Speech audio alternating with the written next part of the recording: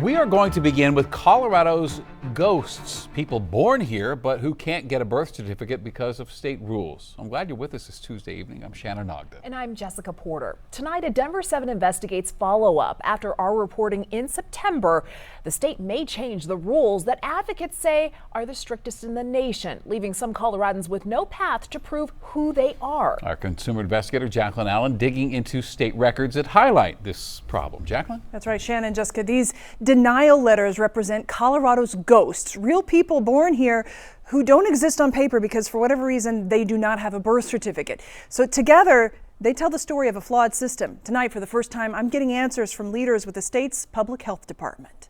That would be a major change. Yeah, that's a major change. A state-level shift could soon change the lives of people who've long felt invisible. It's like I exist, but I don't exist. People like Abigail Colomb, Denver7 Investigates, shared her story in September. Her birth in Woodland Park, documented in the family Bible, but not by the state, which denied her delayed birth certificate because there are no records before Abigail turned 10, even though all three of Abigail's brothers have been able to get birth certificates in other states. That's why I kind of feel like a ghost. Colorado has the strictest delayed birth certificate law in the country. Denver7 Investigates found in the past 6 years, the Colorado Department of Public Health and Environment, CDPHE, denied almost a quarter of the requests for delayed birth certificates.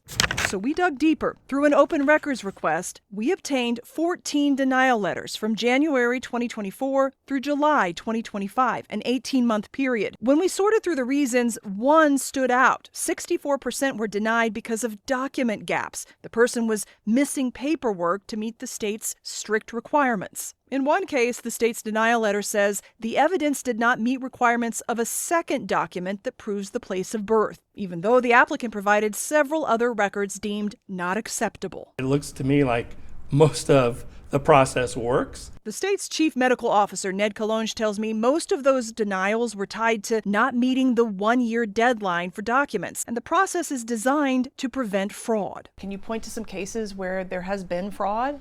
Sure. I mean, in the last year, since the beginning of 2024, we've had 3 people apply where we could prove they were born in another state. Do you think that they were actually fraud?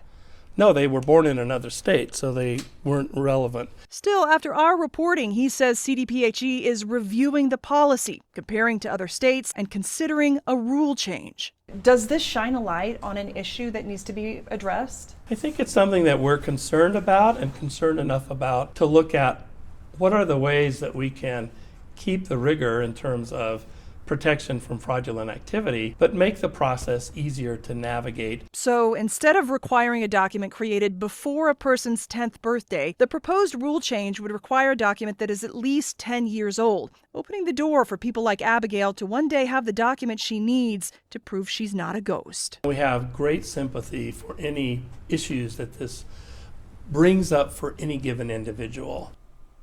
And CDPHE plans to take the proposed rule change to the Board of Health next month with a vote possibly in February.